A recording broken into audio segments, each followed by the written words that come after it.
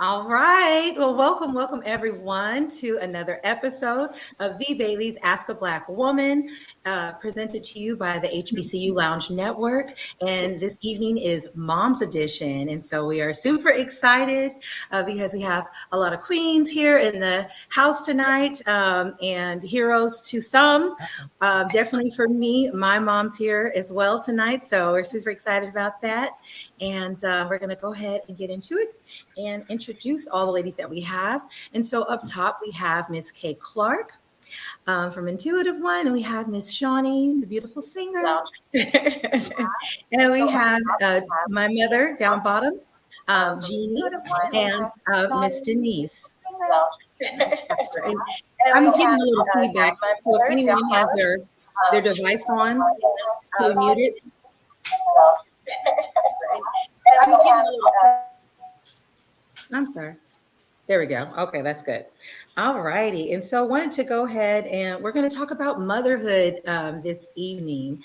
And so we wanted to go ahead and introduce the ladies and allow them to tell us about, if they're married, if they have any, how many children they have, and just to kind of get into it. So, you can get to know them a little bit here. So, first, we're going to start with the definition of motherhood, and we have, I guess, the Webster's definition as well as biblical version. And so, we start off with Webster, and it says motherhood is the state or experience of having or raising a child. And the biblical version is motherhood is a sanctifying, but it is also sweet. Scripture teaches mothers to point children toward Christ by praying for them, modeling faith and character, and training them in wisdom.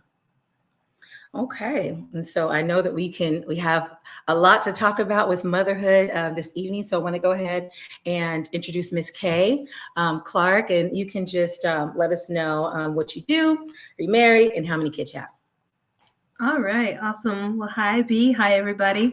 I'm Kay Clark, and so my day job, I work in corporate America. I work in business, and so I help entrepreneurs and business owners with their everyday needs, help them with things such as access to capital, all sorts of things. So that is what I do during the day. And also, as a side business, I do have, as a spiritual intuitive, I have a business in the metaphysical field where I do use my gifts of prophecy and intuition to help folks who need a little bit of help with some blockages that they may be having energetically, or just some situations where they need some divine clarity.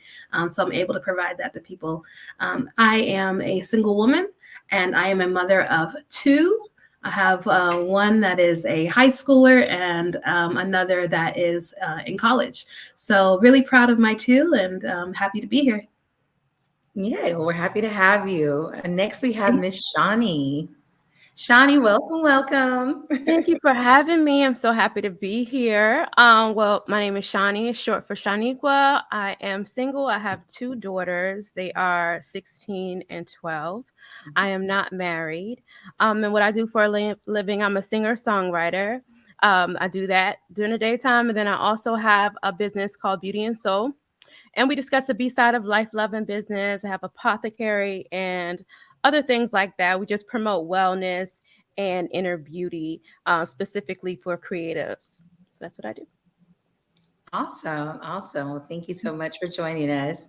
And Miss Jeannie, we're going to have you next. Tell us about yourself. This is my mother, guys. Yay. Okay. Hello, everyone. I am Yvonne's mom. Anyway, I'm more than that. But anyway, my name is Jeannie Logan, and I am a married, retired worker. That means that I have a second job after I retired. And because it's kind of hard to retire and just sit around and do nothing. So if I'm doing something, I definitely want to get paid. So I'm not a retired worker volunteer. I'm a retired person that goes to work and get paid for what I do. And I used to work for the school district. And now I do some billing for a small company here in the Valley. And I enjoy working with different people. I am a mother of 5 and a grandmother of about 8, I believe it is. I don't remember, but anyway, a mother of of a few. And let's see, I got my degree late. I put it on the back burner and to raise my kids. And so it's kind of fun getting your degree with some experience of the world behind it. It makes it a little bit more easier. But anyway, I would say do it early on in life. So I'm here. I'm happy to be here. This should be interesting. And thank you very much for inviting me, Miss Yvonne. Oh, of course, of course. And she is Miss Cooking with the Genie. She left that out. She is a phenomenal cook. Everyone raves about her food. And so I know people have stories about their moms cooking, and I definitely have plenty of them. And people come up and they're like, oh, your mom, she sure can cook. And they just rave about her cooking. I'm just like, yeah, she's definitely gifted in the kitchen for sure. So thank you, Mom, for joining us. And next we have Miss Lancaster Young. And so thank you for joining us. Miss Lancaster, Lancaster Young, tell us a little bit about you and, the questions that we asked for you. Married, single, kids, how many? Lancaster Young, tell us a little bit about you and, questions we asked. Okay. For you. My name. Married, single, yes. Kids, how many? I'm okay, someone is. Okay, Denise, we have you, it looks like you're on mute, but if you could mute any other devices that you have on, because it's doing an echo.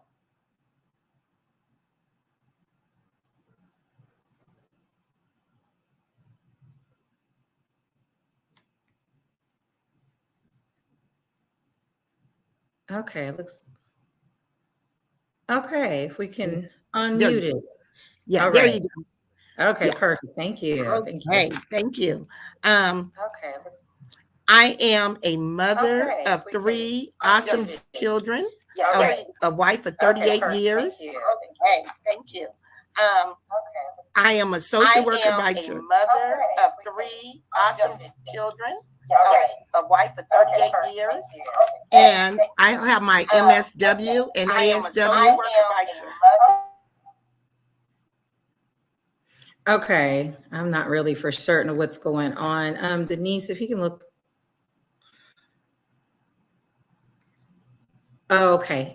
Denise, if you can close out your, not the live, but your YouTube, don't watch it at the same time.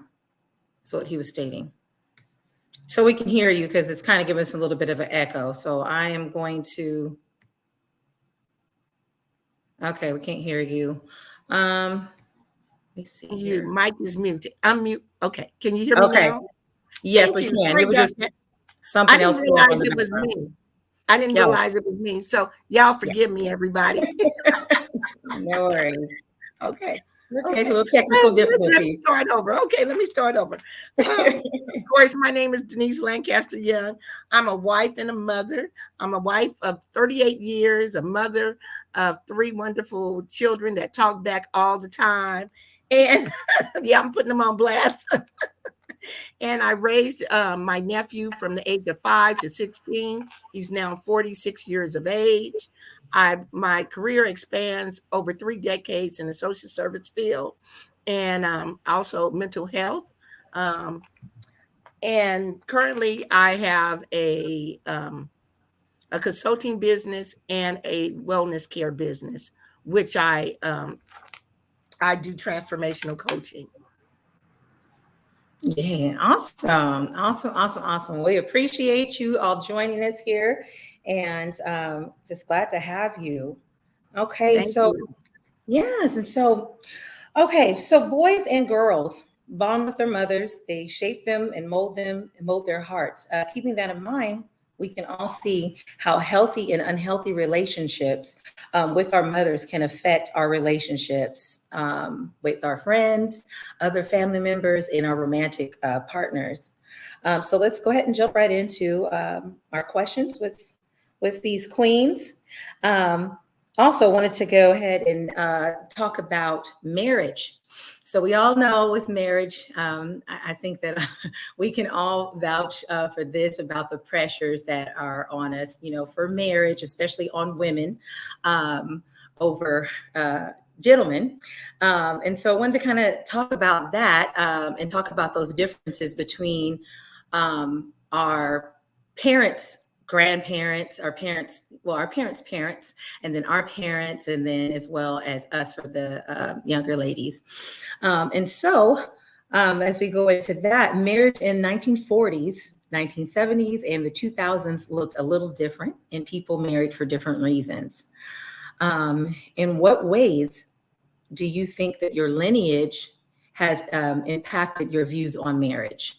And so if Clark, I'm looking like Clark, okay, you can answer that for us. In what ways has that impacted your, views on marriage and your approach, about marriage?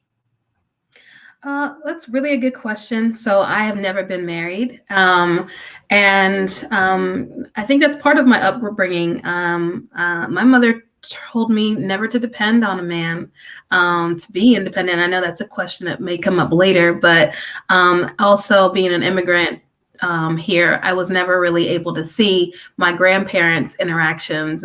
But each side of my grandparents, both in Jamaica and in the UK, they were married until the spouse passed away and then never remarried. And then as far as my immediate, my mother, she married twice. So I was able to see her in that type of dynamic. I think that having not really seen the extended family and that type of dynamic might have impacted my own views on marriage.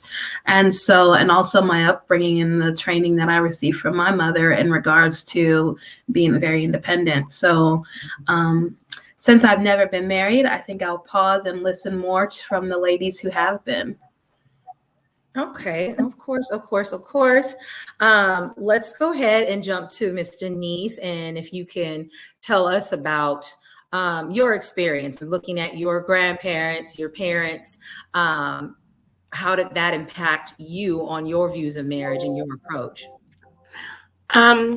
I do come from a lineage of where my grandparents were married, but unfortunately, I never got an opportunity to meet them. My mother passed away when she was 10 and she was orphaned, and she only told her story. So I get most of my belief systems from people that are modeled in front of me within our community. I grew up in a Black community where marriage was held by some very highly and others not so highly. But my mother gravitated to those that were married. So for us, she always preached the word of family comes with togetherness.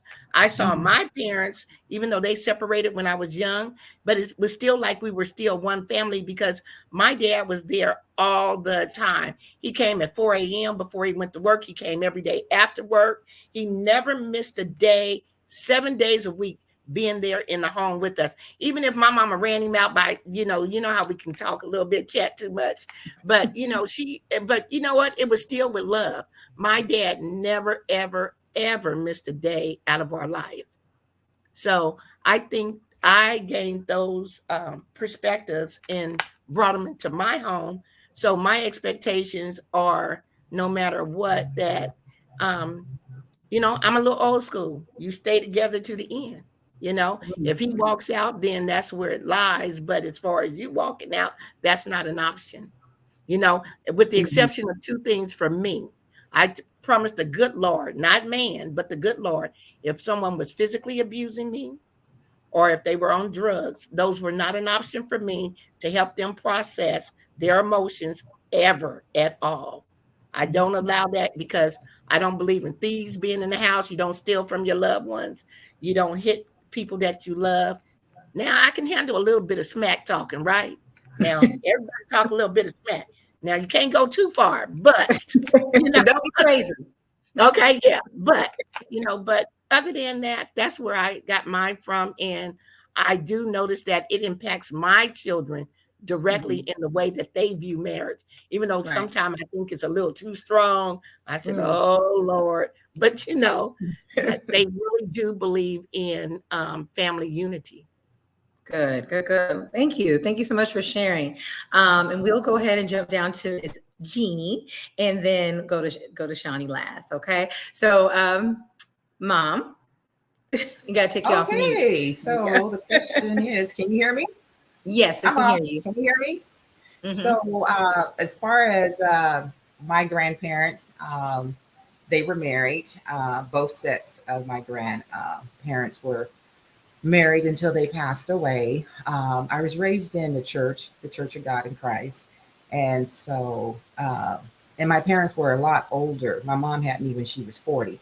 So they believed in marriage, and they believed that the man is supposed to protect you and all of this stuff. So with that, it was not quite my belief, but you go along with it because it's the right thing to do.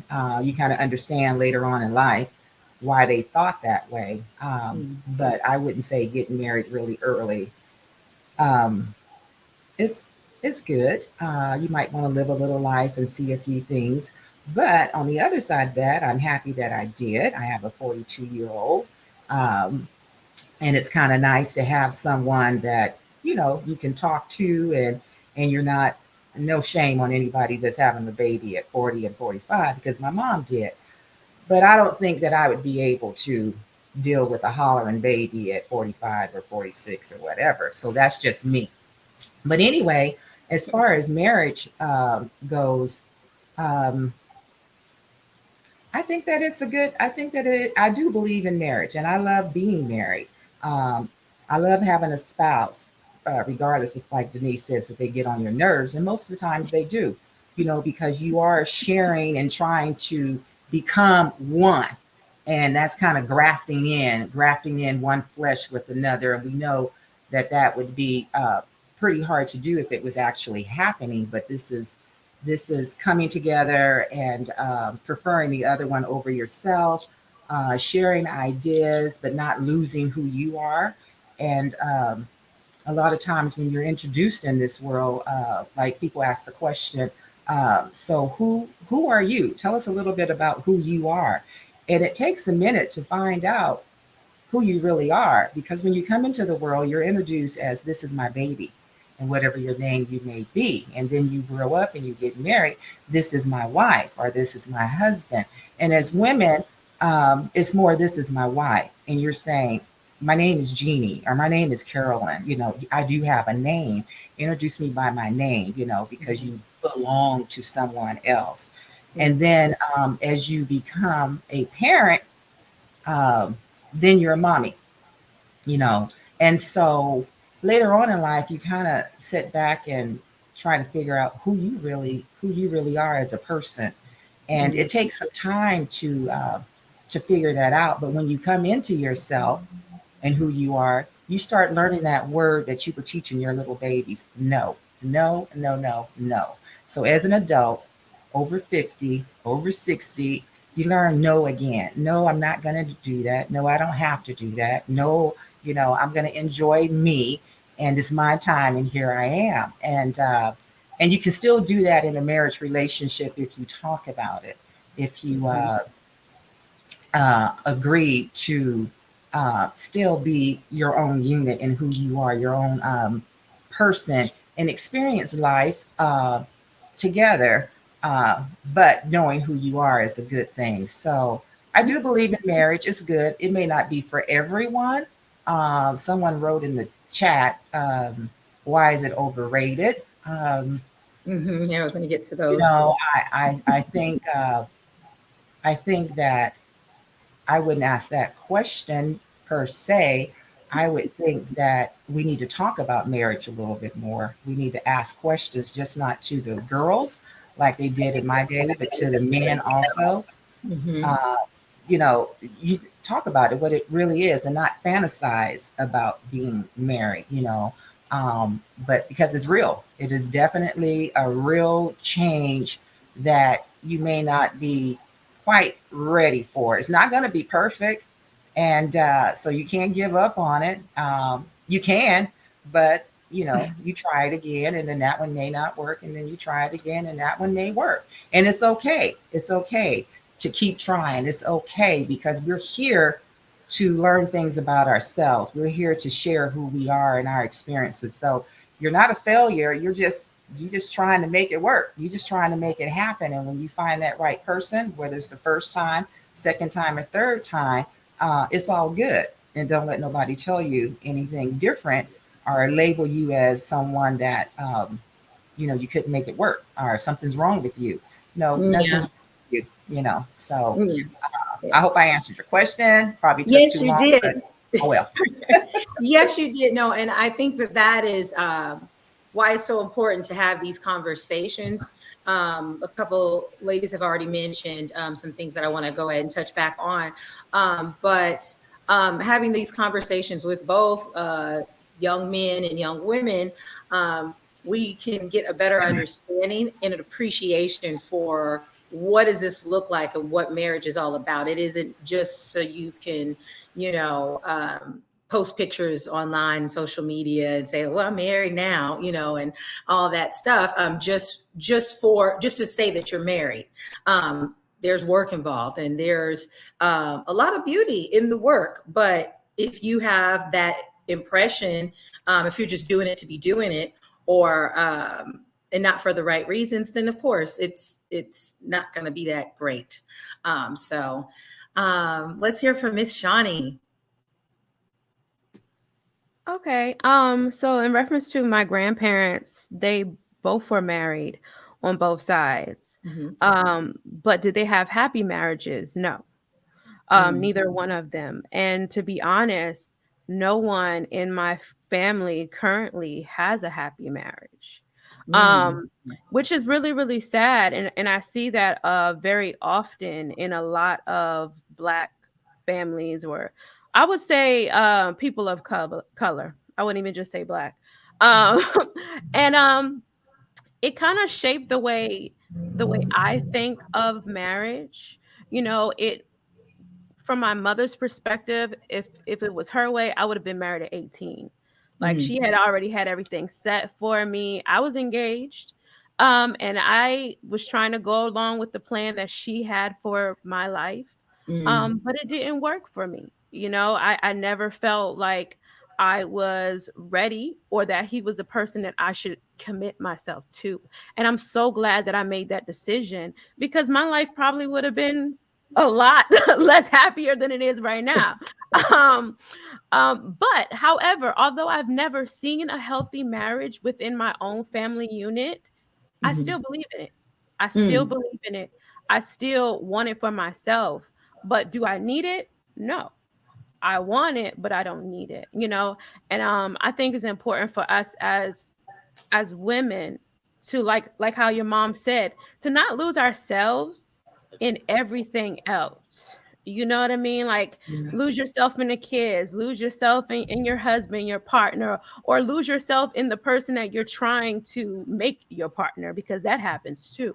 You know what I mean? And then as women, we're like, okay, well, what about me? And then we're starting to feel like, we're not, being appreciated. And then our health starts going down. And then, everything just starts falling apart. But we have to remember that we take care of ourselves first. So I still think marriage is a beautiful thing.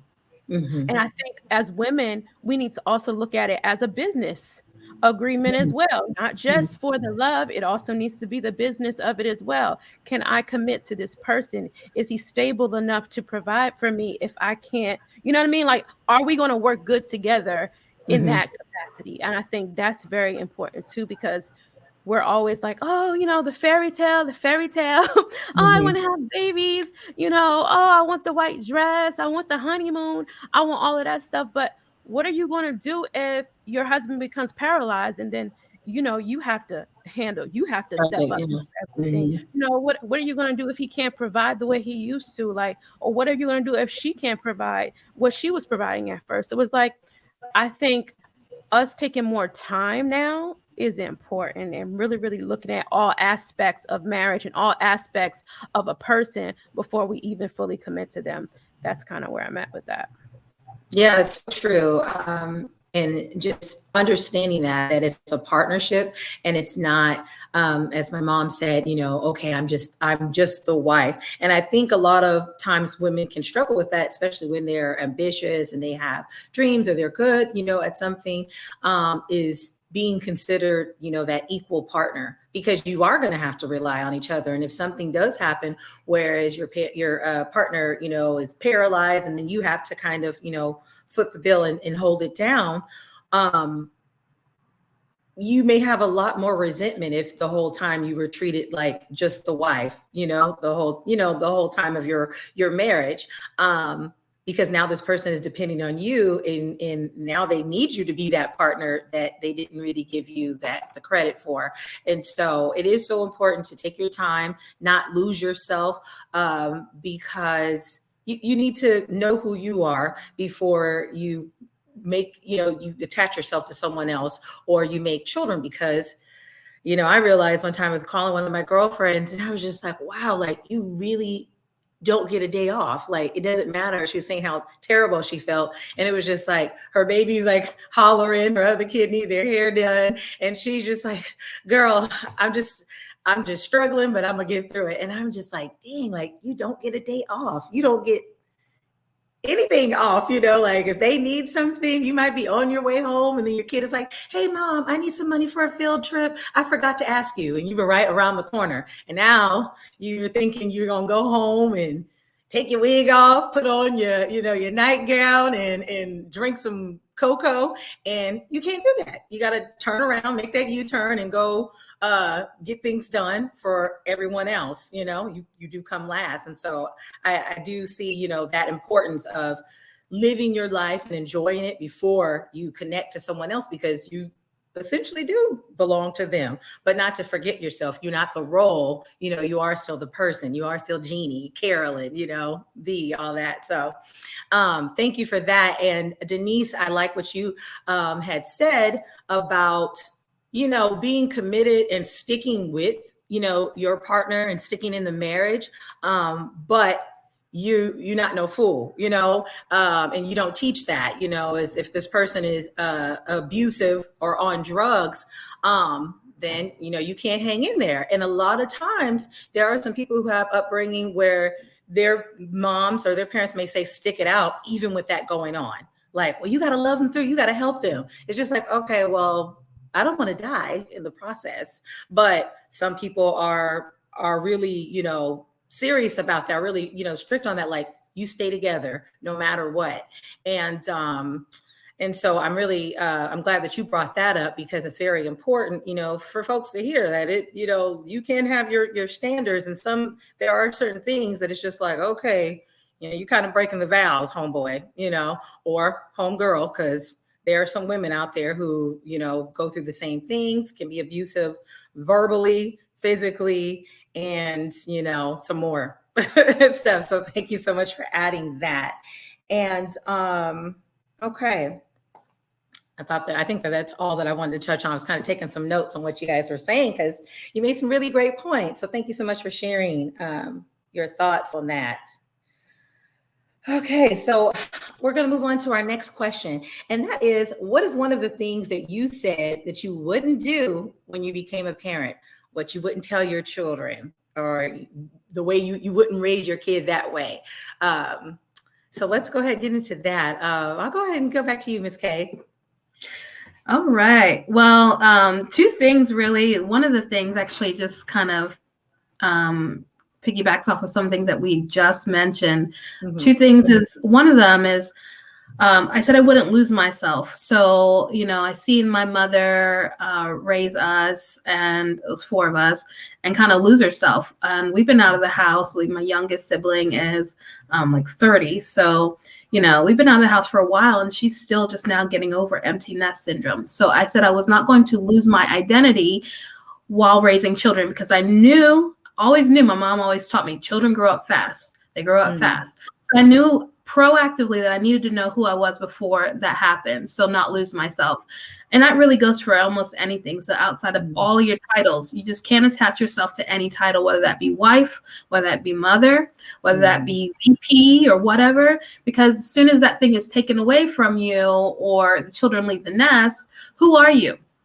So I think I said I was not going to lose myself. The other thing is that I was not going to be emotionally abusive, verbally, physically abusive. I was not going to do that. I wanted to foster an environment that my children were able to be openly affectionate with me, express themselves. So I wasn't going to create this domineering environment where what I say goes all the time. And so I said I would not do that. And so one of the things I practiced when my children were really young was attachment parenting. So I nursed and breastfed both of my children.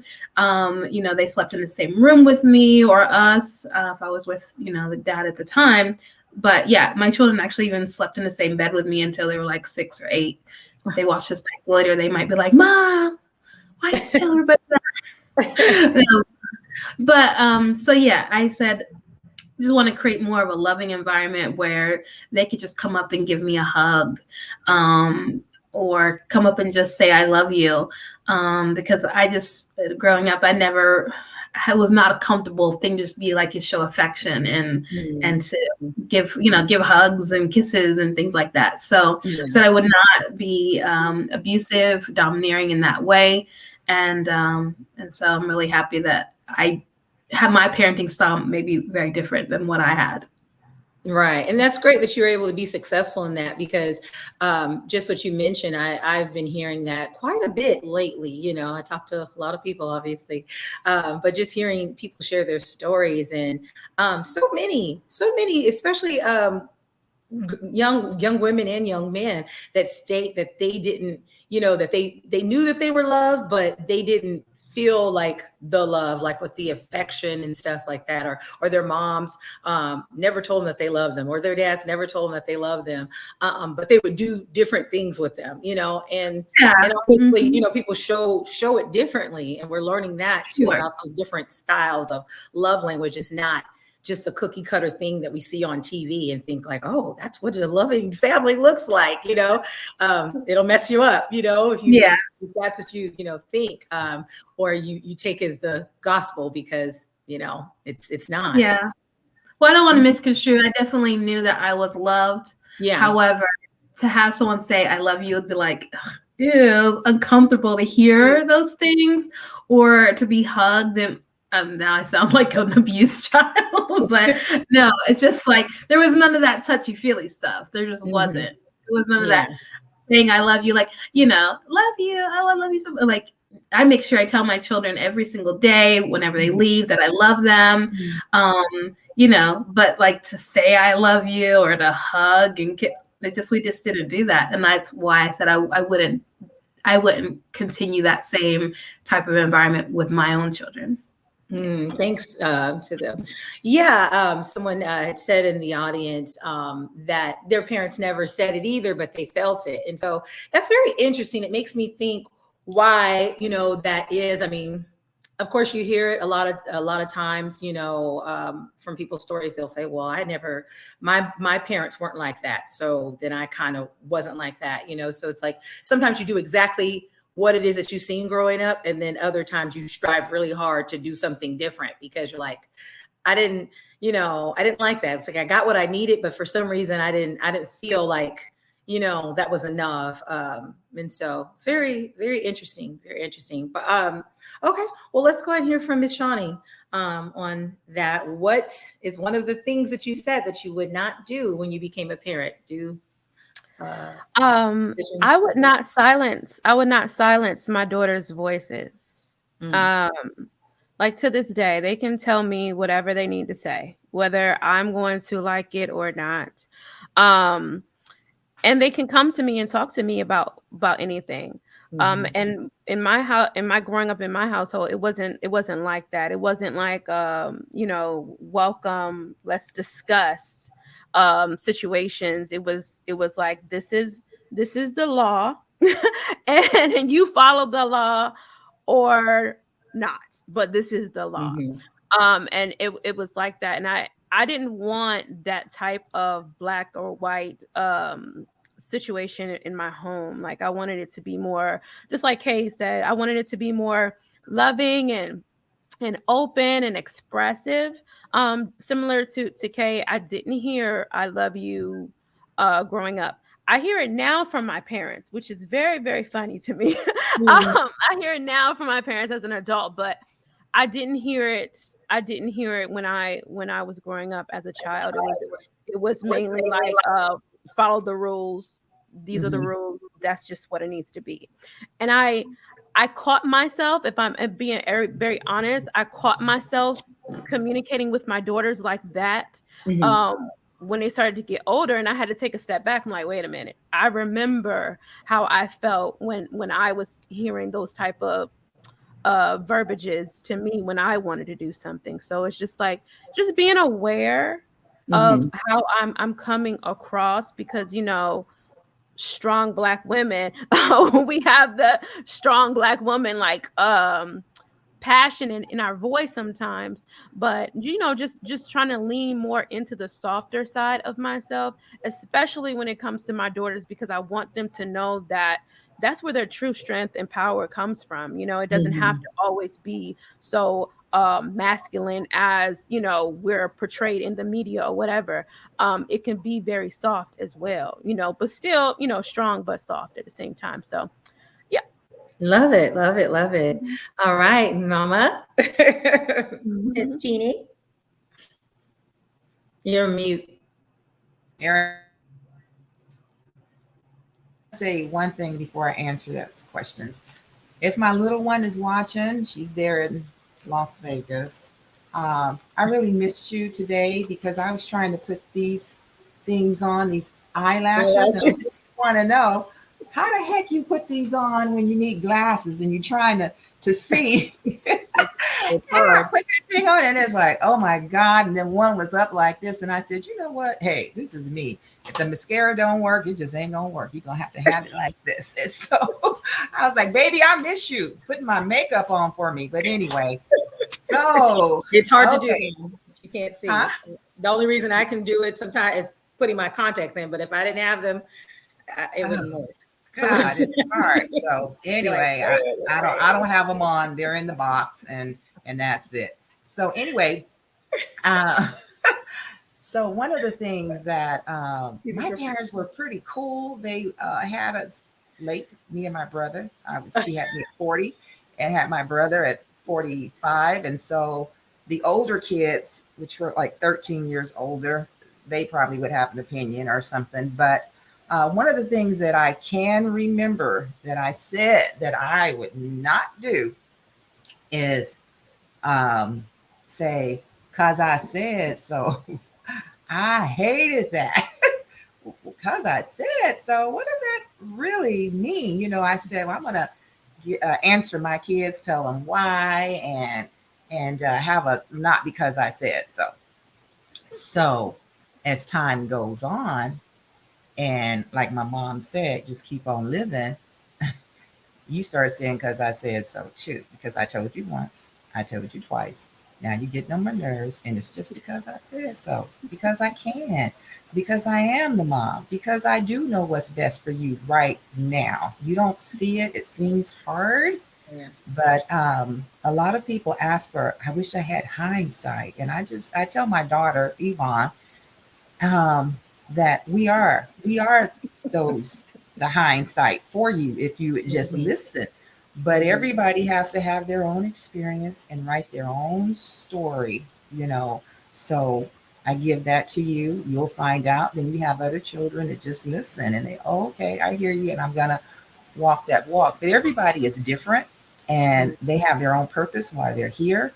And we're just here to give them information. And so I believe in giving information, not really because I said so, but it does have its place if you're tired and you just don't want to talk about it, or you don't want to deliver the same message, because usually that kid that I was I want you to change your mind. So I'm going to keep on asking because I really want you to change your mind. And so it didn't happen. It was because I said so, and that was the end of that. So I'm sorry. Hold up, Mama. I'm sorry. These comments are killing me. He says, "Does Miss Jeannie use Lawry's or Morton seasoning salt?" And the other one was, "When Miss Jeannie preferred to the tool for giving a whooping, a switch, a yardstick, a household, a hairbrush, Well, I'm going to tell you this here. maybe a broom for Nick." No. My mom, we had a tree. It was a mulberry tree out in the front, and they would send for switches. But the other kid, they would tell the other kid to go get a switch and bring it back. And I'm like, I go get my own switch because I was going to get a little too. one. But I didn't get a lot of whoopings. My mom, she would tell us to go pray and go pray through. I think I'd rather get a whooping than to do that because, it just made you feel so bad. Or she just Denise. Salt. I don't put no sugar on my grits. Are you serious? We don't do that in California. Who does that? Anyway, I guess You don't do that. So I forgot what the questions about that grits. But anyway, no, to the answer to the other person, we had to go pray through it. We had to go to the altar and talk to the Lord about it. And then she would read the Bible and then she would go over. And not having a high school education or a degree in psychology, it worked because when you did decide to do something that you wanted to do away from home, those conversations always came back. Yeah. I don't think the whooping would come back because, it didn't hurt that bad anyway if you got one, when you got one. But that conversation would always come back. And right in the middle, right when you get ready to go do what you want to go do, and it's like, oh man, would you get out of my head, please? And so it saved a life, probably kept me from doing not everything, but a lot of stuff. And I do appreciate the prayer meetings and the altar calls from her. So it worked. And but yeah, so anyway. Like you had stated though, Mom, about the because I said so. And so we kind of got to elaborate a little bit on that about the information. And I remember, kind of touching on the fact that when you're, young and this, because I said so, it's not really explaining it. And you're saying that, okay, I want to make sure that my kids, I explain, to them so that they understand the why and that they have an understanding, of things. And I recall, mentioning that's so interesting because back then it was a lot of because I said so and this is my word, that's it, I got the final say, blah blah blah. And then now you have this rush of information that our generation, the children under us are getting so much information, have so much access to information and overstimulating, but then don't understand how to interpret that information that they're getting or have an understanding of that information. So it's so important of what you were saying about that is explaining, because when you don't explain, then it's just like, okay, now I have the information, but I don't really know what to do with it. It's just I just have it's good to give it's good to talk things out. It's good to give them tools to use and examples of different ways that they may need to use that information later on in life. Right. We have sometimes you have to remember the times that sorry, my husband cut up some jalapenos and it's like choking me. But anyway, I hope the dinner is good. But anyway, some attention. It's we live in different times, and so in my times, and the parents that I grew up with, my dad was born in 1916, my mom 1920, so they're going to have a whole different outlook on life, and then the area that some people were born at that time, but they were in a more progressive, New York, San Francisco, and so they lived a different lifestyle. Right. We were from the country. And so everything was a little bit different. Certain things you didn't do and you didn't know about, like Shawnee was saying, there was not a lot of hugging and kissing and all of that kind of stuff. But they did love you. And so you had to figure out what that love looked like. And that love looked like grits and bacon and food in the morning on the table, herbs that you never were, we never got sick because she would herb us up come August and ready for the winter, and that was love. Somebody taking enough time to think about you and think about your health and your outcome. And it's not, people can say, hey, I love you, but they don't really let me see it in action. What are you doing? So we always had food, we always had clothes, we always had heat, we had whatever we needed. And so that was the way that they showed their love. Now, a hug would have been cool, I guess, but it was okay. I probably would take that over a hug or somebody saying that they love me with no action.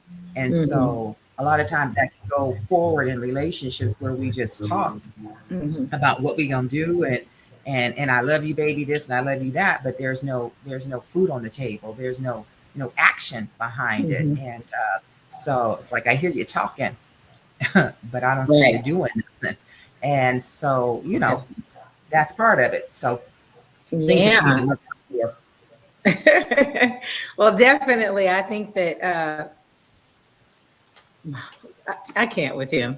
I would stop reading Mr. Black Marvel's comments. I still use mama lotion. Boy, what is mama lotion? Now, let me tell you. Okay, you talking about that. Let me tell you about some mama lotion. When we were coming up, my mom was very into making sure she looked good and her kids looked good. Very clean woman, even skin, everything. And so we couldn't have rusty knees at all. And we didn't, and when she didn't have no lotion, she's dead and gone. I could say this. She would get some crystal oil, honey, and she'd rub it on your knees. And it's like, oh my God, are you serious? And so, but whatever she had, and by any means, you were going to look good and you were not going to be ashy at all. So, and that's I don't know about mama lotion, though. I guess that was her lotion. So, Black Marvel, now you know what to do when you have no lotion. Use some crystal. Your mama's be having you shine and your forehead all shiny. Spit shine. That's okay. Everything. Well, Miss Denise, let's hear from you. For as far as, I'll repeat the question, is what is one of the things that you said that you wouldn't do? Yeah. Oh, right. Okay. Let me see. I'm sorry. We've been talking about it for a minute. Yeah. What is one of the things that you said that you wouldn't do that when you became a parent? I never put those expectations on myself. I just always said for me that I would never stop educating myself so that I can always be the best parent that I could be. My mom was an older mom. She was born in 1925. She was just a mama, she just, everything was catered towards us. And so I just said I would always educate myself and just be the best person that I could be. I always have my own mindset and strong will. I just, I was that mama's girl. My mom, and she said she didn't like you. I didn't like you. Okay. I was just down with my mama. So whatever she said, I always believed that she knew and God had given her those instructions for my life. And I just rolled with her. I never went against her. I could be in love this week and I'd be like, oh, mama, please, you got to like him. And she go, I was like, oh, yeah, but you have to. I'd be jumping all up on the bed. And then the next 5 minutes, I tell them, I'm sorry. We just can't be together. I can't have your friendship. And that was it. And I just did not go against my mom. And so I never had those expectations. As a mother coming in with my kids, I just made sure that the expectations were with my husband and I, but some of his beliefs that I could work with, and he had to work with some of the beliefs that I work with, I believed in. And so we just worked together as a partner on that so that we can create our own rules for our own household with our own children. I am that lovey, huggy mommy. I always want to hug and kiss. And my kids didn't see that on the paternal side of the family. So one day my daughter said, Mom, why your family always have to touch and hug and kiss every time you guys see each other? I don't know. That's just the way it is. When you walk in the room, the first thing you do is embrace each other, say, I love you. In the morning, when you get up, you got to say good morning, because if not, it's going to be a problem. You know, some people, they let their kids walk around the house and they never even speak. So polite, being mindful, having grace. You know, when someone does something, just having grace in the household. I had one kid when, you know, she started going through puberty. She would walk in the room and say, "Don't look at me." And, you know, I'm like, what? Let's turn around and start all over. But, you know, just giving grace in the household, you know, letting go, forgiving, you know, and moving on. Well, would you say, Ms. Denise, that because you were like that with your mom, did you have that expectation of your daughters or your children that they would just kind of, you know, go with the flow and just think mama's the gospel, you know, whatever mom says the gospel? Heck yeah, I did. Ain't no need of me lying. Heck yeah. Okay. But you know what? They were only 50% of me. And I had, and realistically, I already knew that 50% of their personality did not come from me. So guess what? They also, with free will, you have the right to develop who you are. And I raised all three of my kids to be very strong-willed and mindful, you know, so they are going to speak their, you know, their piece. And I'm the type of mother, that never bothered me. It bothered my husband, but it did not bother me. I didn't really feel like they were talking back, but in his mind, they were talking back when they spoke, you know, but they didn't speak to me. I didn't feel like they were speaking down or belittling or being disrespectful. I felt like they were just expressing themselves. And my belief is when our children go out in this big world, it's a lot of things they can't say and they can't do. So I wanted to create an environment for them where they could say how they felt, leave it at the table, and be okay with it. Because when they go out in that big world, if you say everything that you feel, it's going to be a problem. That's just the bottom line. Yeah. Oh, we see Miss Ashley's in the building. Oh, and by the way, I just want to say grits for me, okay? What did you say about the grits? Wait a minute. He was saying sugar, salt, or grits. I just want to say grits for me. Grits. No, we were saying sugar on the grits or salt on your grits. Neither. Oh, okay. You just eat the grits? No, not just eat the grits. I use butter. Okay, so butter. So salt. I gotta have butter and salt and cheese. Well, girl, that ain't just salt. Some folks put the salt in there and then they put the butter in there. I'm saying I use butter, okay? Okay. That was a mama response. When you put sugar in there, to me, that's like, okay, it's not cream of wheat, but you know, that's just my no, mine don't come out like cream of wheat. So I'm gonna have to fix you some. I know Jeannie can cook, but she ain't the only one can throw down in the kitchen. Okay. Now I ain't Jeannie in the kitchen, okay? Because my name is Denise. Her name is Jeannie. She can create that good. But I can do some things, okay? So don't get this here all twisted. I hear you. No, I am good. And I was looking at one more. Butterfly typical goes without saying. Miss Denise. Oh, okay. Thank you, Mr. Marvo. Gotta have some butter.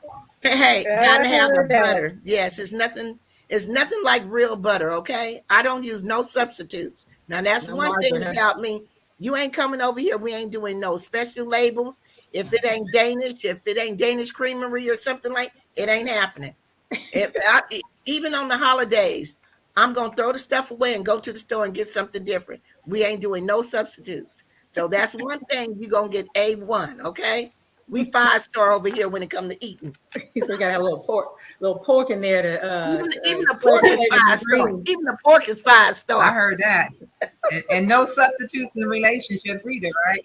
No. Well, I ain't gonna hey, to each his own. All I can say, hey, you gotta be happy, right? Right. Okay. Well, let's go ahead and dive into our next question. You guys are so funny. Let me see. Okay, so what would you say is one of the things that you would have done differently as a mom? Now we're talking about hindsight before, but now that some of your kids are grown, as far as, Mom and Denise, some of your kids are grown. And, even Kay and Shawnee, you guys have teens or 18. What would you say, reflecting now, what would you wish you did different? Done different. So Yes, go ahead. what I'm proud of is that I shifted and corrected whenever I saw I was wrong or raising my kids a certain way that probably wasn't healthy. So having two children, one, that's 20 and another one in high school, you do things with your firstborn that you learn a lot of lessons with that firstborn. Unfortunately, sometimes they're a bit of a guinea pig. And so you're like, okay, maybe with the next one, I'll do things a little bit differently. So you're constantly calling the audible and shifting. So as far as things I would do differently, I did things differently with my second than I did with my first, and then I continue that with my first. And so even though they're grown, when they come home, I still try to continue that. So one of the things would have been with my firstborn, when he was a baby, I used to baby talk him, and I was a single parent too. So all he heard was me. So I was like, okay, with my next one, I'm not baby talking nothing. In fact, when she comes out the womb, I'm talking to her the way I'm talking to you guys. And so I am really proud that I was able to do that. And then I definitely honed in on the vocabulary and the reading and all that with my son, my firstborn, because, I was like, oh, that really affected maybe like how he communicated and stuff. So my second, I was like, okay, I'm not doing that. I'm no baby talk. Not no baba and, whatever the words were. I use SAT words with her, and I'm really proud of that and how I corrected course with my son. Another thing that I did early on was I did take a little bit more of the approach that this is how we believe. This is what we believe. We go to church. We do this. We do, this is what we believe. And I was more authoritative with what that was. And so I also midway shifted and corrected, was, not to let my children be more free thinkers. And so I wish that I had started that earlier, but myself at the time, I wasn't a free thinker. So as I grew as a person, I also grew as a mother. So, and so now it's like my son will be like, he would have asked me questions about God or the Bible, and I'd be like, we don't question that. You don't ask that, Right. and it was like, cut it off. And so I really regretted that, but they see a different mom now where it's like, that's a really good question. Go deeper with it. It's okay to ask questions. It's okay to be inquisitive and a free thinker. And so I think anytime, you find yourself going the wrong route, it's okay. We are human. Motherhood did not come with a handbook. So I was waiting to hear that. It sure did not. I wish it had. I did read some books, but those did not prepare you that what to expect when you're expecting. So yeah, and so but and so overall, I did the best that I could, and that's not really all that you can do. But those two things is teaching them to speak up for themselves, communicate, free thinkers. And maybe I didn't always raise them that way, but when I realized what I was doing, made the corrections. So hope that answers. Awesome. Thank you. Okay. Miss Shawnee, what do you wish you would have done different, or what has crossed your mind of things that you've learned that you would do differently if you could? Honestly, I wouldn't do much different. Not to say that things have been perfect, but I've learned through everything. You know what I mean? So I don't regret anything. Because I love who my girls are right now. I love that they question. I love that they speak up for themselves. And I love that I can be honest with them, even like with the hard, truths of life, So that's one thing that I'm proud that I'm able to do. Even at a young age, I told them the truth about situations. I didn't sugarcoat and say, oh, this is happening because like even for instance, when I called off the engagement to their dad, I could have went a route and been like, oh, well, mommy and daddy want to take some time away. But I didn't do that. I said, it's not true. I'm like, mommy and daddy are not going to be together because mommy is not happy. Yeah. And I said, Okay. you should never be in any situation when you are not happy. And they were like young little girls at that time. So they have seen me do what I need to do for myself to make sure that I'm happy. So I would say maybe I would have liked to include them more in my process, in my inner thinking, of the decisions that I was making and why I was making them at a younger age. But they were kind of young girls, so they probably didn't understand. But now, as teenagers, they're like, oh. We see what's going on. We see why mommy moves the Yeah. way she does. We see the way mommy works the way she does and why she is protective over us the way she is. Mm. But I'm proud of both of my girls. They're two totally different people, but Mhm. they're two amazing people, and I'm excited to see who they're going to grow up to be as women. Awesome. Oh, well, all right. We have next Mama Jeannie. Unmute myself. Have to remember to unmute. Well, the question is, I hear a word in that question is if you could, or if you can, or if you could, what would you do? So because you can't go back and you can't undo anything that has happened. Um, and I have wasted some time thinking about those thoughts, and it's just wasted time, really, because you can't change anything that you have done. You have to be present and move forward, um, and live your life from day to day. Because sometimes you can get trapped into and start feeling sorry for yourself, and that can trick you up too. So whatever you did in your motherhood is something that you were taught to do. Is coming up, and you thought that was the right thing at the right time. That's the information that you had then. You can't fault yourself for not having the information and not doing the right thing, even if you were a crackhead or a prostitute or whatever. That was the cards that you were dealt, and you try to do the best that you can at that time with information that you had. And as we move on and we gather new information, as though the world is, there's people, from my parents riding on horses and buggies and all of that kind of stuff. Then they moved on to their cars. Things changed. Moved on to having a microwave. Things changed, and so the decisions that you make present is just what you do, what you do right now. I don't like to get caught up what I shoulda, coulda, woulda done, if this, that, because it's just wasting valuable time. Do you learn from that? Yeah, you learn from it. And then you make a decision today with the information that you have. And who's to say the decision that you make is going to be the right decision? And as Denise has kids, and so do I, and the young ladies at the top, your kids are going to grow up. And then they're going to tell you what you should have did, or you did this and you could have did that better, and da da da da da da da. Mom said, keep on living. It's going to be your turn to do what I'm doing with the information that you have. And so,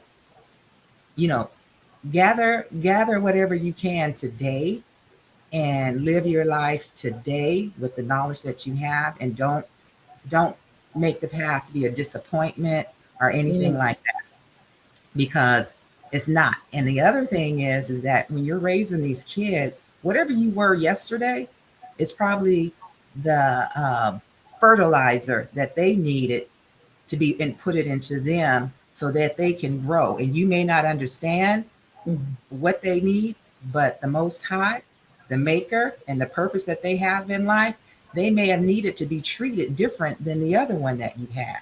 He knows the whole plan of what each person needs, and you don't understand it. You trying to fix it, but if you just let it be, and that you rely on the higher being and let it be, and know that you're really coming from a good place inside and not knowing everything, not knowing the perfect whatever it is, just let it be.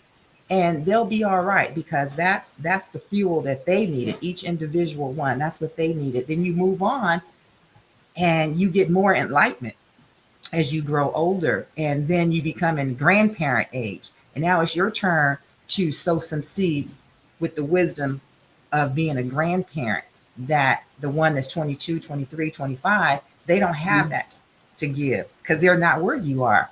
And so just take each day at a time and just learn, and then share it, but don't regret anything that you've done in the past to the point to where you can't move forward. You can't move forward in life. Yeah. It paralyzes you. So that's my take on it. Yeah, my old what is it? The old VP, she had in her office a sign, and it said, "Don't look back. The future's that way." And I just thought that was so cute, because it's so true. Sometimes you get hung up on those things of the past. I mean, now that doesn't mean that you shouldn't. If you already are hung up on things in the past, that doesn't mean that you shouldn't go back there, acknowledge those things and heal from that, move forward. But getting hung up and stuck on things in the past and then just refusing to move forward, that gets no one nowhere, you or anyone else who's attached to you. So definitely thank you for that. And Miss Denise, let's hear from you. Anything that you've learn or feel that wish that you could have done differently as you look back with your children? Well, I'm gonna be honest with you. I'm completely satisfied with what I've done. And whether my kids agree or not, it is what I did, and I did it to the best of my ability. And I look forward to them being great parents, and they have all the solutions.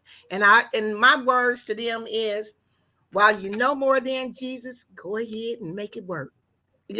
That's my thing. Because sometimes I think when our children put a lot of things on us and say, well, you didn't do this or you didn't do that, it's like, okay, so you know more than Jesus this week, right? Okay, then you just wait for your turn, because your turn will come. But I'm not a perfect parent. Maybe I could have not screamed so much sometimes. As the kids got older, I would scream, especially if I would have to study for an exam or something, like, everybody have to sit down. Okay. And, you're always moving. And, I always wanted my own career. I married young. I married an old school man, country man. He likes me being at home. That was his, his beliefs is he's the provider and the protector. And I don't need anything outside of what he can do for me. But that just wasn't me. So that gave me a lot of anxiety. It's like, I always got to be able to keep something in the shoebox, okay, that belongs to me. I can't just give up the whole me now. I like a provider and a protector now. Don't get me wrong. I ain't trading it in for nobody. I always say, if we divorce tonight, I'm going to be married in the morning, because I'm going to keep it going, okay? I love it. I'm not into all this independent woman stuff that everybody got going on. I come from a different era, and I'm happy with that era. I got married early 80s and plan on being that way for the next 2020, whatever, in the 2000s. But really, I don't, like your mom said, there's no reason to have regrets. We do the best that we can. And I felt like I've done the best that I could. And I'm just looking forward to seeing my new grandbaby and how his mother manifests, because, all these wonderful ideas, and the books told her to do it this way. So I can't wait. Okay. I got lived experience. Ain't nothing better than lived experience. But if you want to go with that book and go with Miss Shirley Temple, right on. And I'll just be here to catch you with grace, hold you up, and say, okay, well, next, let's move on. Okay. And she got to look at I'm not herself. going to say I told you so. Wait a minute. I ain't even going to use that word. She got to look at herself in the mirror. Because, hey, more than likely, I am right. And too often I'm wrong, because I'm not going to do anything that's going to hurt my children. One thing I do, I love my kids, okay? I love my kids. They my heartbeat. They help my heart keep beating every single day. So you know what? Don't get it twisted. I love my kids. And they know that too. Sometimes I can love them a little bit too much because, I have been accused of being a helicopter mama, but, that's called love too. Okay? So that's all I got to say on this here note. But okay, well, thank you. I diddle you. It is what it is.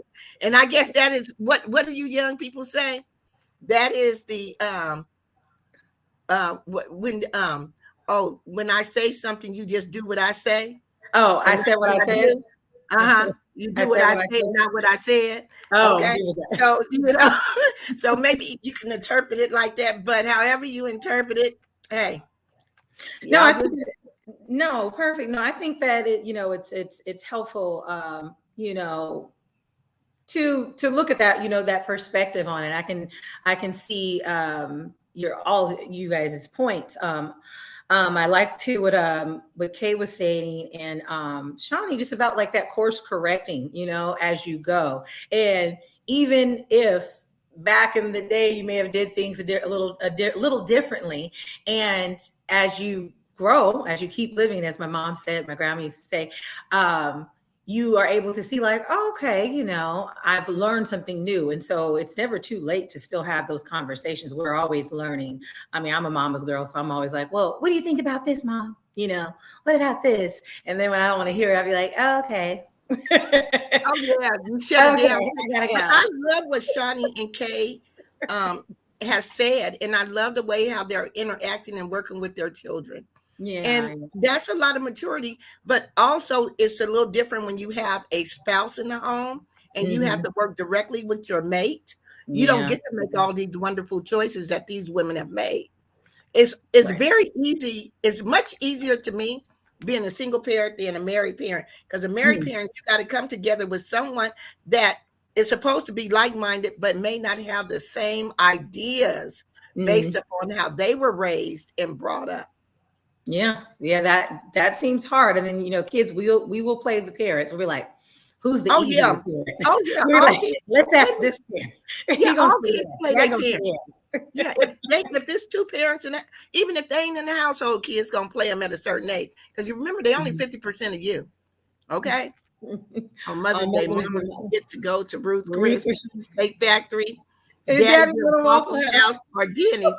Well, I mean, that's why Mother's Day comes first. So you got to, based on how you treat Mama on Mother's Day, is how we're going to return the same energy on Father's Day. That's why Mother's Day comes first. And another thing, you remember that men's job is only to provide and protect. A mama's job is Proverbs what, ladies? Proverbs 31. 31. Okay. And they went to death's door. And what does that include? It's a whole lot more. It's a whole lot. Okay, so we're going to go ahead and jump into, we have two more questions, but I'm going to kind of merge them together and talk about this percentage. So the marriage rate has dropped to 49% the last time I checked, for many reasons, upbringing, finances, timing, etc. And so I wanted to go ahead and ask what advice your parents gave you about marriage and relationships, and then what advice would you or could you give your children or other people who look up to you as a parent or a mentor about marriage. So I will go ahead and take it to Kay. Even if you have not been married, still you can share your perspective on what the advice was that your parents gave you, and what advice you would give your children. Okay, if you could take that. Yeah, for sure. Well, the big piece of advice that I received from my mother was, and this may sound harsh, but it is what it is, to not only to not depend on anyone, but never depend on a man. So although I've not been married, I have been proposed to a few times and engaged once, but engaged really, really young, like 17, 18. So that it just was really drilled into me, and perhaps that's why I'm not married or chose not to settle at the time for a marriage that would have been all wrong for me. So I mean, I do teach both my children like independence and to be self-sufficient. And so and as far as like a type of advice I would give them is just to look more towards someone's character, not so much their current predicament or situation. So, you know, maybe the man doesn't have money right now, but maybe he's ambitious and driven, you know, for my daughter.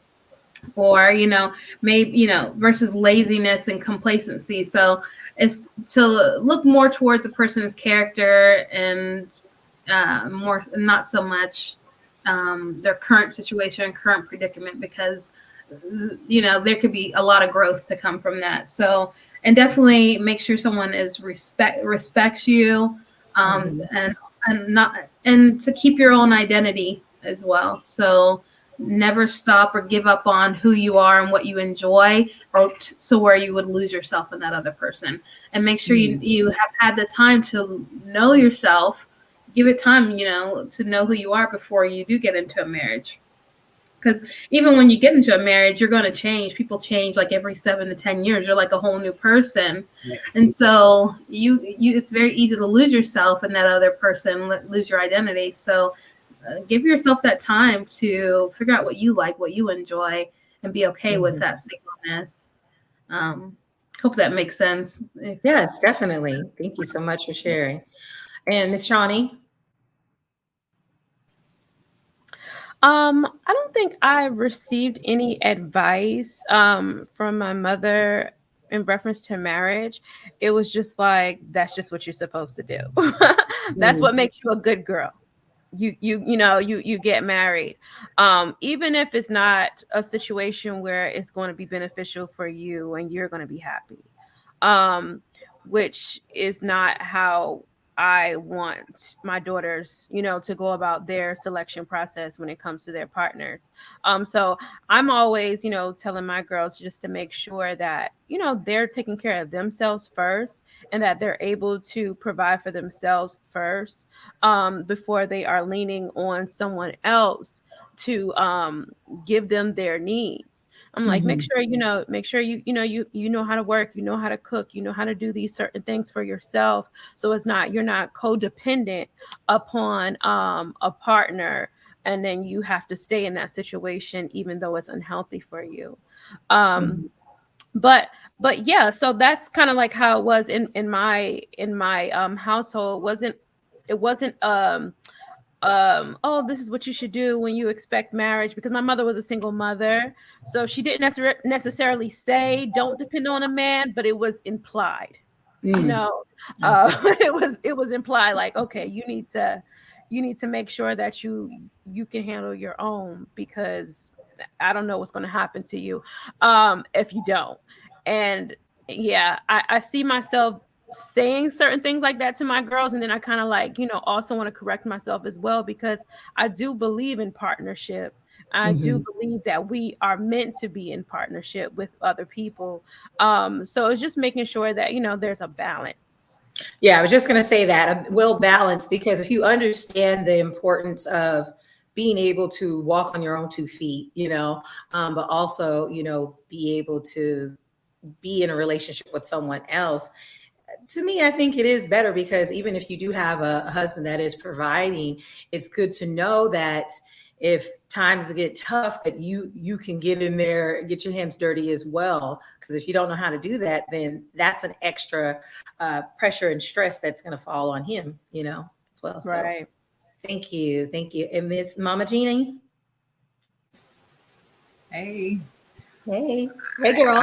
I'm enjoying what the young ladies are saying. It's interesting. I'm thinking about it. And your question was about the advice. we're talking about the advice. I kind What of just advice? merge them. The advice that your parents gave you about marriage, you can give that last, but your advice, what would be your advice to your girls? You have girls and a son.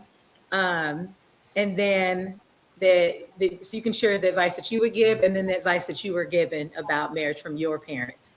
Well, I probably do it the other way around, but Okay. The advice that I was given, I think I said earlier, it just depends on what time you came up in and how much talking. We talk a little bit more to our children than they talk to us. And at least in my household and some of the households of my friends that I share information with, is that they had rules. You know, you get up, you get married, and maybe you go to school and go to college, but you get married, you start a family, and that's what they wanted you to do. And so there was not much conversation. There was a conversation the day before I got married, which I won't share all of that information because my aunt was there and she's pretty graphic. But anyway, and and my dad shared some information, but like I said, it wasn't a whole bunch of conversation going on. You just got to hear if you sit still and be quiet in the room with them, and then you could hear things, and you found out things through the older siblings and stuff like that's kind of passed down to you. But conversations that we have today, it really wasn't happening. Me and my sister, we had a double wedding, and I remember my dad walking my turn to walk down the aisle to get married. And he just said over to me, he says, in the morning, you're going to have to make some biscuits. You're going to make them biscuits for the rest of your life. You got to be making them biscuits for the rest of your life. And I'm like, oh my God. He says, the car is right outside. We can leave now if you want. Grandpa's trying to have you be a runaway bride. Serious, for real. And I'm like, okay. I said, Dad, stop. And so we're laughing. And anyway, I didn't make biscuits, But anyway, I did cook because I enjoyed cooking. It was something that we grew up and learned to do. But anyway, he was just, that was it. That was as far as it went, not a whole bunch of conversation. You just kind of knew through the church and through conversations what was expected of you. And so then later on, as life goes on and experience goes on and different things happen to you in life, you try to pass on some good information, hopefully. But I do think that the young people have so much information. There's some pluses and minuses to that. You have so much information. I don't know if they're afraid to make that decision or to get into it. When I was coming up, and Denise probably too. And I have to give our guys something because men are dogs, men are this. Make sure you have your own thing because this might happen. It's a bunch of negative stuff. And it's not really like that. We have to remember when we're making these statements, we're birthing boys too. We have male children, and we want these women out there to treat them with some respect and trust them, and hopefully they grow up to be a team and honor each other. So it's a lot of communication that was not really clear, and back then a lot of things was withheld, and you just had to learn them by trial and error. And but that's okay. But it was time to move on. And with the thing that I would say to my girls, and I have said to them and some other women that are girls that are not young ladies that are not my children, if they ask, is that these big expectations is this child. So you're taking applications for son-in-laws. He is a fool. So, I would say in a relationship, having all of these, let people be who they are, ask a lot of questions, have have conversations. Don't jump into a physical relationship too early, because it definitely changes how you feel and views. My mom would say, keep your pocketbook closed. I didn't know what the heck was a pocketbook, but we figured it out pretty quick. That means don't give it up too quick. Keep that one thing you can control. Great So question. keep control on that, because you want to know who the person really is that you're dealing with. And so communicate, ask questions, learn the other person in different scenarios. And then this expectation, these rules, you take out the trash, you have the babies, you wash the dishes, and then he goes out and he makes the money. No, that doesn't always work that way. Like Shawnee or someone said, it's a partnership. You want to come together. You want to communicate. You want to understand what this relationship or this business. I told someone, write a business plan for me. Get you a business plan on whoever you getting ready to marry out there. It's like, because it is a partnership. We get ready to bring kids into this family, or we may not bring kids into this family. So what's your take on that? If you find out that I can't have any kids, or you can't have any kids, are you going to go and do something with someone else? How am I going to feel about that? Things that you don't want to talk about. What about these other relationships that you had outside of the marriage? Are they going to creep back in after, How do you feel about just different things? Because if you're sexing too early, not having good conversations. You have one thing on your mind, and you're going to get to the point, if you're with that person for a long time, somebody may not be able to do that. They may not be able to hold that for you. And if they can't, then what's going to happen? What do you have left? So there's a lot of things before you jump into that. You need to have some conversation with that person, and it is not going to be perfect. And I don't believe in falling in love, because when you fall, every time I fell and hit the ground, it hurt. So this falling in love is just something that people say. 1 Corinthians, the 13th chapter, talks about love. And when it talks about love, I said, Lord, help me, because I'm not measuring up, because it says love is kind. Love don't keep count. We keep count. You did this last week, and you said that, and I heard, and all of that kind of stuff. It says love suffers long. So we have a whole different idea of what we feel love is than what the Bible says that love is. And the love that God gave and showed for us is a little bit different. And so we need to figure that out too. I'm infatuated with you. I'm lusting after you. Just tell the truth of what's going on. I need to get some, and all that. Just tell the truth where you stand and handle your business in a wise way, because you don't want to bring children up in this thing. It happens, but you got to be wise. You got to be wise about it, because they have lives too. And so, and there's a lot of beautiful single parents, as the two ladies are here, and you're just grown. I'm just trying to say you're grown and you can do whatever the heck you want to do. Right. But have a conversation about it. People, and I think these two ladies will tell you too, have a conversation. Talk about things before you decide to get into a long-standing relationship. I like what Shawnee is saying. She's into herself. She knows what she wants, and she's not afraid. Neither one of them seem like they're not afraid to be single moms. Seem like they're handling it well. It's nice to have that partner there for support. It's nice to have them in the home, but it can be bad having them in the home too if you don't agree and if you're not on one accord. It could be a little bit more hurtful to the children in some cases. So this whole thing in relationships is about communication, and I think it's hard communication too.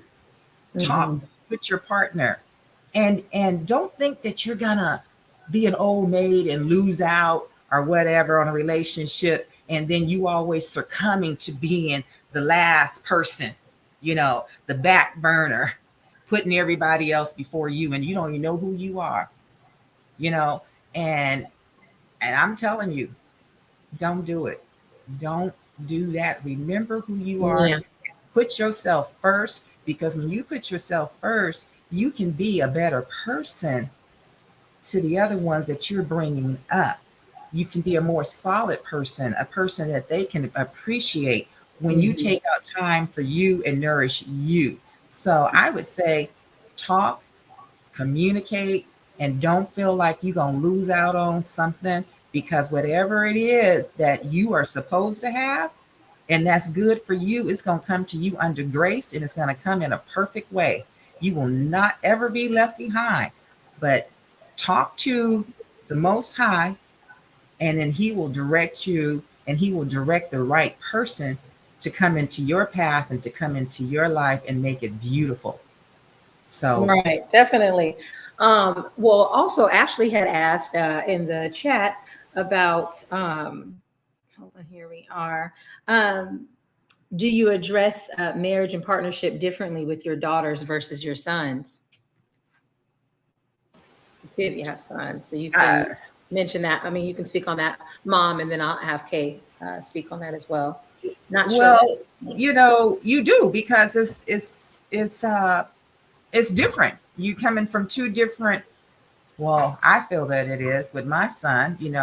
I try to give him the female perspective and how they think, because I'm a female, so that he will know what to expect, because he's thinking from his male perspective, and so I'm trying to give heads up. It's like, this is how we think. This is who we are. This is what they, what they want. You need to tell them certain things that they want to hear, and if you are good to them, they will be good to you. But if you ain't good to them, they're not going to be good to you. So if you want to, not control the situation, but control the situation, you want to be the head of the household and the king and all of that kind of stuff, then you are going to have to undergird them, support them, build them up. I know some of your shows you was talking about being submissive, and people not understanding what that means, but you're supposed to, if you're going to be the head, you need to have a great foundation. Right. And if you don't have a good foundation, if you don't bring, got yourself done, the man, if you don't have yourself right, and you want to go and pursue a female to be into your life, and you're not sound and solid, then you don't have a good foundation to hold this marriage up. And when she comes in, she's going to need the support, but she's coming in with support too. She's coming in with help. She's coming in with knowledge, because that's the way that she was built. That's the gene, the chromosome, or whatever that she has, because she is the helpmate. So God didn't create you no help and is ignorant and it don't know anything. A female knows what to do. She brings that warmth. She brings that love. She brings that compassion. She brings the knowledge to put things together. Because while you're thinking one way, the male, she's thinking of all kind of ways. She's thinking of all kind of arrows that could be coming against you. And she's sharing that information with you. So you are a unit to work together, not separate, not to dominate, not to step on or be cruel to one another, but to support one another, to listen to one another, to share one another, so you can build your dynasty and that it can be real strong, solid foundation. But you got to be good to yourself. And then you got to be good to the person that you are engaging with, that you're going to bring them in to you, And so those are the things that we got to, ladies need to think about before we go there, and share with our daughters and share with our sons. I believe that men, they need to know just as much, if not more, information on the women. They need to understand their menstrual cycle, because some of these guys, they don't care whether you you gotta go through all of these things. They don't really care about, one of the things is that every single month, these young ladies, when you're in a marriage relationship or whatever, is that you're thinking, oh my God, is my period going on? You know, so So when you get married, that don't make it as fun as it is for them, because you're concerned, am I going to, get pregnant or whatever? And so, he needs to think about that and be considerate and not put you in a situation in your mind that he may go out and do something because you can't, or you won't at that particular time. And so you want somebody to be able, those some conversations that you might want to have when you get to that, you get to that point. Let's talk about it. Let's talk about everything. And so everybody's so full of information these days. Let's talk about everything and see where we go. But do know, with all of the talking and everything, it ain't perfect. It's going to be a challenge. It's something that you're going to have to work on. Don't get up and run out just because, they didn't talk to you the right way or whatever. If you do need to run out, just go on down to Ross and have you a shopping spree. You'll feel better. And then after that, call your girlfriends and go have a drink at whatever restaurant y'all go drink at, and then go do some more shopping. And then when you get finished, if you overspent, take it all back the next day. And you'll be all right. And then you'll be ready to go on into that marriage and work it out. But like Denise said, if he's laying a hand on you, and you don't know how to lay one back, no, I'm kidding. Then you probably need to get on out the marriage, because I don't believe in laying hands on, maybe in the church, and that's it. But don't be laying no hands on me in no marriage. And like Denise says, if you want to talk a little crazy, I can talk crazy too. But, that comes with some crazy stuff. But anyway, those are the two get out, get out. Those are the two get outs, hitting on somebody and being overly verbally abusive. No, I hear it. Yeah. Thank you for sharing that. Denise, I know you had dropped off, came back on.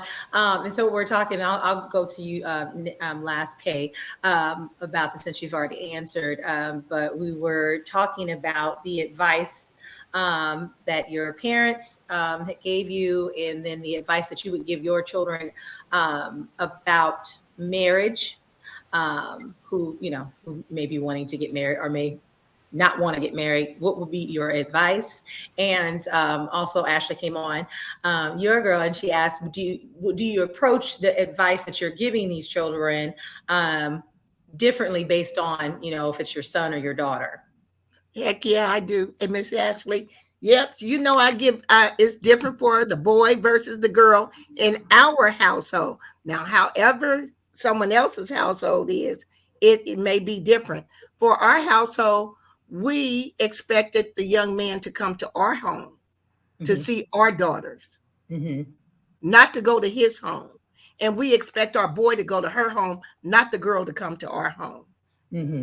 Because that's called respect.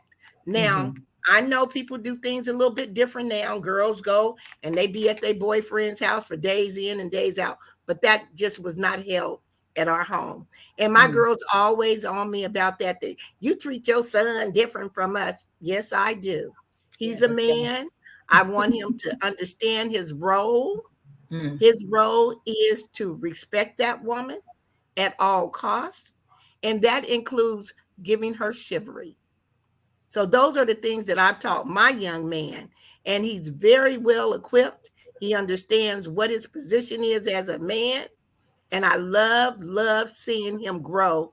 And I cannot wait until he get his bride. Nice. Now, for my daughters, I expect for my daughters, okay, since you're asking the question, Missy, I expect for that man to come to us and ask for your hand. I'm old school, yes. I want to get to know him. Not that y'all say you getting married and then you just back up and get married. Because the families come together as one. Because as much as you want to say, or people want to say, you don't need to get to know him, or, we don't need to, it ain't no big deal. Our lives going to be our lives. You're going to see how much your lives are going to need to be intertwined with people that support you and love you. Your family. Yeah, because it's very important for young women. When men get you out there in this world and you are solo, believe me, that is the height of abuse. When men, again, get women in isolated positions where they're no longer being around people that they know, see, or that care about them, that is an increase in abuse. Okay? Physical or emotional abuse. So all women, be very careful of that isolation. I don't care how much he say he love you, because love don't hurt. It don't make you isolate. It only helps you elevate. So hey, that's my take on that one. Now, We got 2 snaps.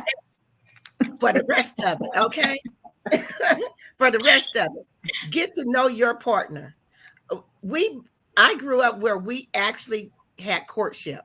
You had to come to my home and you had to sit in the home. The guy had to sit in the home. So you never was left alone. But you had, my mother expected you guys to communicate. She expected you to talk about things that were very difficult to talk about. What is your goals? Who is your mama? Who is your daddy? Did they live together? I mean, what do you guys do as a family? Do you have any siblings? What's your siblings' name? When I'm gonna meet them? When they gonna come over and meet my mom and daddy? A lot of people don't even know their parents, their mates' siblings' name, or they don't even know where they live. They ain't never even seen their driver's license. Yeah, I want that driver's license when you get ready to go out, my daughters. Yes. Text me, take snap picture, send me that driver's license, because I want to know who he is. Okay? That's definitely how I grew up. Because if you ain't married, guess what? If something happened, the law gonna call who? Why? Okay. And so that is very important. I want to always, no matter where my kids are in this world, I want to make sure that they're safe. We do check-ins daily, every single day. It's very important. If you're going out, you're going on a long trip, a road, make sure your parents know. Like my mama said, I ain't trying to get into your business, because I was your age once too. So don't think that you're doing anything that I didn't do. Okay. Right. And that may make you feel ashamed, but like I always say, if you shame, you don't need to be doing it. Okay. Yep. So, hey, but this is just my beliefs, and I live by them. Friends that I talk to, people that I talk to, they are in agreement. They think, they wish that they would have had someone to talk about courtship and ask hard questions, because many of them don't even know anything, the basic things about the person, where the person live, what address do he really live at? Do he live with his mama? Or do he live down the street? They don't even know his last name. Thank you. Do Like, he have what's his any last name? Like, I don't know. ain't that basic?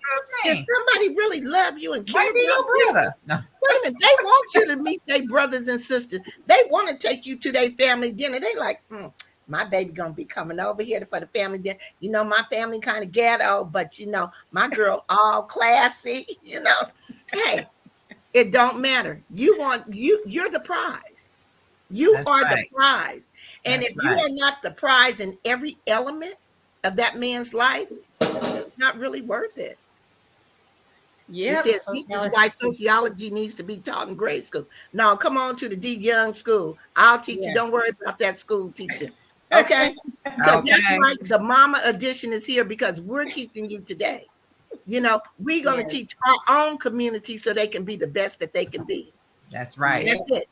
We ain't worrying about no school producing nothing for our kids, because a lot of it is not real anyway. It's from their point of view. It ain't from our point of view. So when my kids started in school, number one, from the day they started in school, I started teaching them about their history. When they were in kindergarten, they was reading books about people that look like you and me. Okay? Yeah. And I remember my daughter asking me, Mom, is there any white children of any importance? You know how that made me feel? I felt so good. My baby in kindergarten, because most black kids, give me the little white doll. Oh, I don't like that black one. Oh. And they drop the black doll and the white one. Oh, I love them. That's my best friend. No, My kids, when they see the little black dolls on the shelf, they like, oh, Mom, she's so beautiful. And they be in all different colors. See, that's And important. you know what? That's already teaching your children to feel good about who they are. Mm-hmm. Yes. And if we can teach, and it doesn't matter which kid it is, it can be your boy or your girl, because the more they feel better about themselves, the better they can treat other people that look like you. Mm. You know, Amen. and then we don't have to be worried and concerned about why black men treat black women different than they treat their white partners and all that. We don't have to get into that, because they know that you are the queen. Okay. Mm. My son knows that we are the queen. It ain't no question. Mm. You know, I asked him, what you looking for in a woman? He said, like you. And that ain't being that, you know, he all stuck on his mama and he a mama's boy. I'm going to when my son gets married, he's taking that woman on. I'm going to have to embrace her, because that's what we do in our family. We embrace each other, and we are all one family. We one unit. So if you can't rock with the whole family, you ain't going to make it over there, because we're family. All right. So that's the way it is. But thank you. Thank you, Ms. Denise. Okay, and Kay, just if you could add, do you advise your children differently as far as your son versus your daughter, or would you, as it pertains to marriage? And then we're going to go ahead and close on out, and so you can also leave us with a bit of advice. It's just that's something I haven't really given a whole lot of thought to, because we haven't had a lot of discussions about marriage. So it is kind of eye-opening for me. Like, I just kind of hope that the way that I've modeled and raising them really said more, really, and just in the way that I ran my household probably spoke the loudest for them, and that was to choose someone who well, just it's really two sides of the same coin. Be respectful, don't be disrespected. Make sure you're contributing and working hard, both sides. Growing yourself, never stop growing. So and really not any real distinct gender roles either in my household. So when it comes to cooking, the boy had to cook or the girl had to cook. Comes to doing the dishes, we all had to do the dishes. Came to the trash though, if my son was around, that was the guy's job, the man's job, or or whoever, significant other's job. That's the man's job. But yeah, just like not any, like the woman has to do the cooking and the cleaning. That was not taught. So, and it's okay to have a strong, independent woman and a wife. Not that doesn't take away from your masculinity or your manhood, because they saw me doing that. So I hopefully just the way that I raised them probably spoke louder than any conversations that we may or may not have had yet.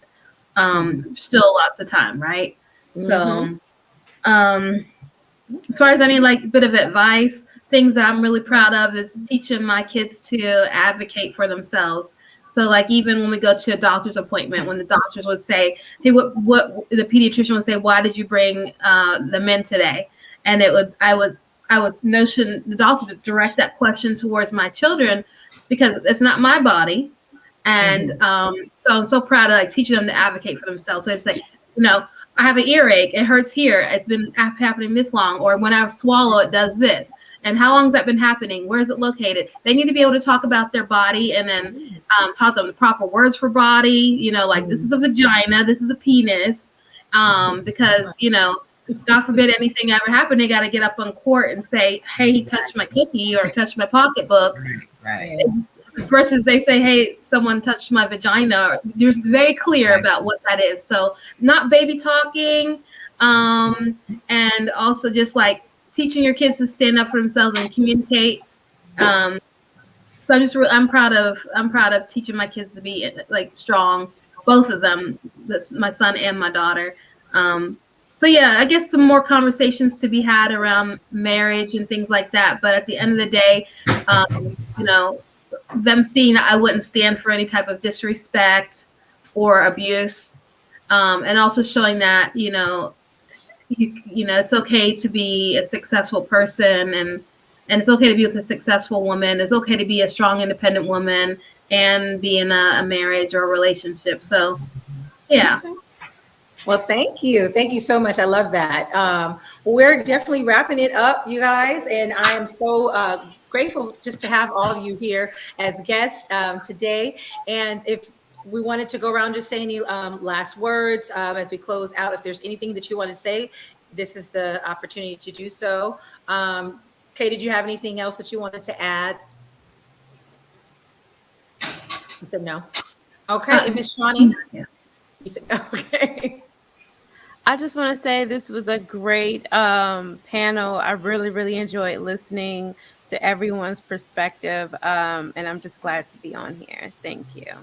Well, thank you too. I just want to thank you for inviting me on. This is a great opportunity. And I just want to say to the young women that watching and listening to you all speak today lets us know and our grandparents know that their work wasn't in vain.